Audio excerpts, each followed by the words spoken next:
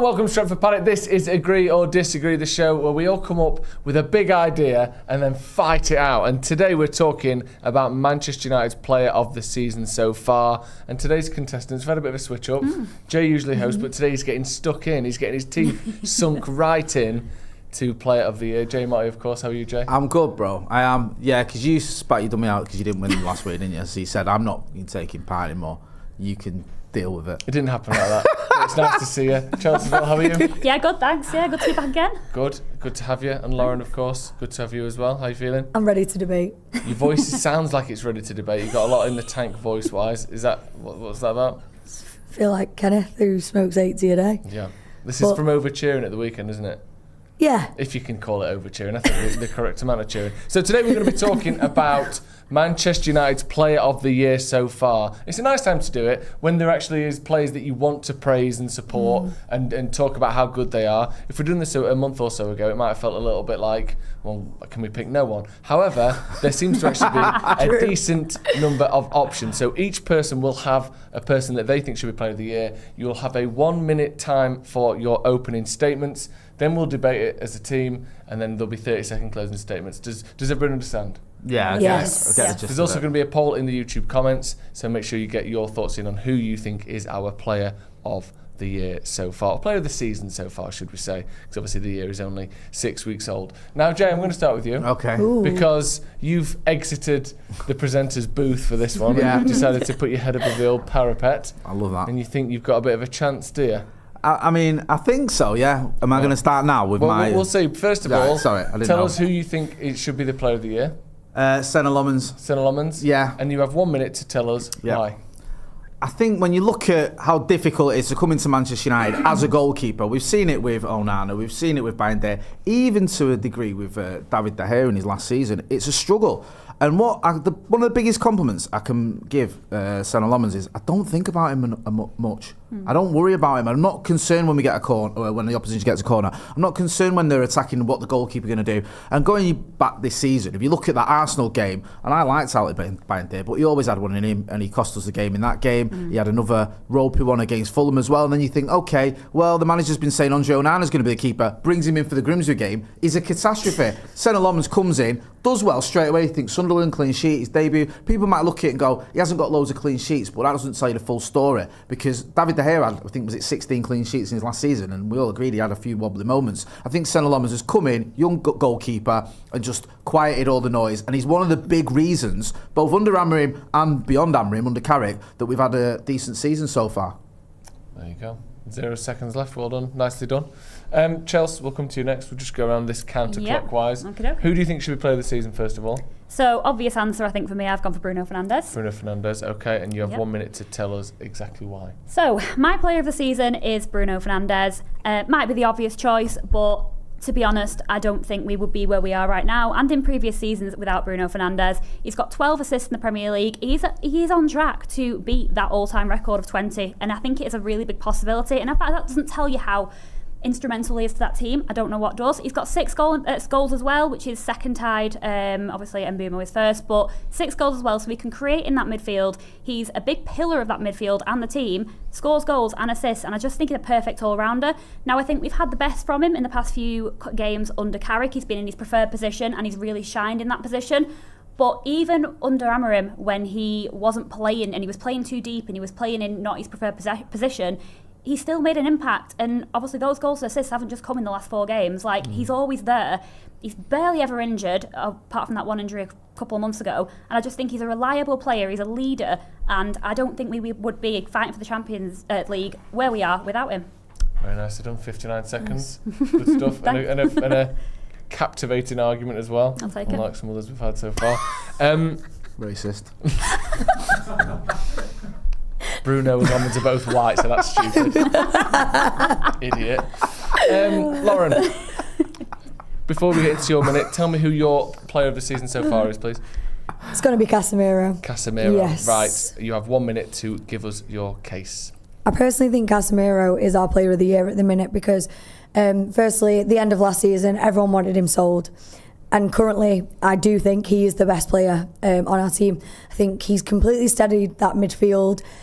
He kind of sits defensively, which then lets our other midfield, like Bruno, to go more forward, become more of an attacking player, create that positive play. He's the person that is calm and collected in that midfield. Defensively, he's made some very good, blocks, things like that. I think with Casemiro, and he's also got 7 goals and assists in the league this season. This is someone we thought had lost his legs. And currently now, he is kind of the glue in that midfield that then lets everyone else play off him. And I think that with his age, his experience, he is the instrumental part in the success now under Carrick, because I think he respects Carrick and who Carrick is as a player, and that's why he should be my player of the season so far. Very nice, there we go. So we're going to start the poll shortly, so people can get in the comments and tell us who they think is their player of the season, and who's done the best job of telling us why their player should win the poll. Let's open up to our sort of 5-minute debate then. Jay, I'll start with you. No.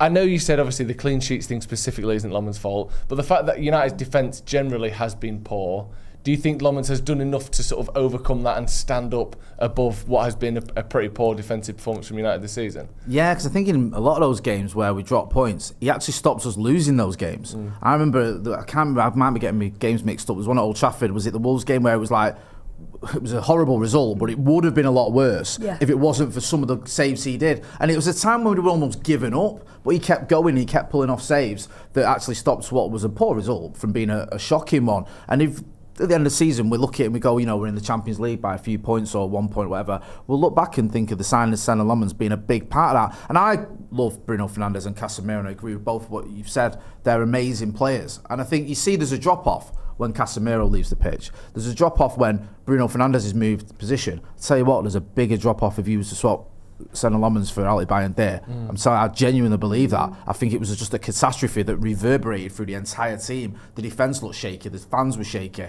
It was just like, oh my God, what's going to happen next? And I think for a young lad to come in, he wasn't even a number 1 when we bought him. People going, he's probably going to be back up to Onana or Bayandé. Straight in, pretty much straight in anyway, and has done a phenomenal job. And Bruno Fernandes has been great this season. He really has. I think he's been better when he's been back in the 10. I think some games as a 6 he wasn't quite his usual self. Casemiro's been great, but for a big chunk of the season we've had 2/3 of him because he's been off at 60 minutes, 70 minutes every game. Senna Lomond isn't afforded that. He isn't afforded to have games where he's drifting in and out of the game or he's subbed But do you at 60 think that minutes. Casemiro can help that? Do you think that's...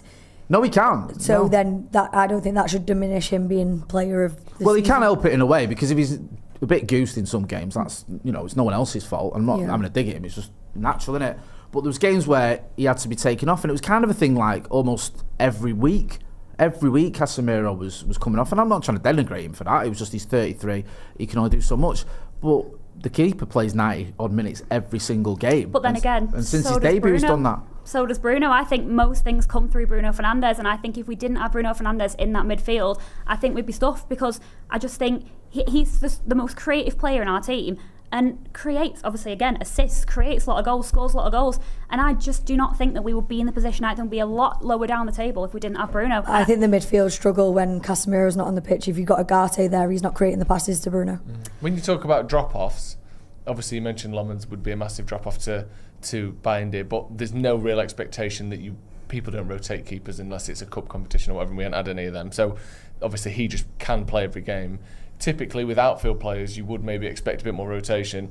Do you think Bruno is more vital than Casemiro in terms of being able to rotate ever, or when there is an injury or whatever? I do, yes, because I think we felt it a few months ago when Bruno had that injury. We were even though he was playing in the wrong position, you noticed he wasn't there. You noticed that he wasn't making the impact, because again, for the past, did we sign in 2020? For the past 6 years, everything I feel like has gone through Bruno Fernandes, and he doesn't miss a minute. No. Like you really do notice that when he's gone. And like I just said before, I cannot see us being fighting for Champions League. Yeah. Not fighting for Championship. We're not doing that this year. Fighting for Champions League if Bruno was not in that team, because I just think he's an absolute pillar of the team, and we rely on him. Maybe too much, but we rely on him. I agree with what you're both saying. Like, I love Casemiro, I love Bruno Fernandes, and I think we'd be goose without either of them.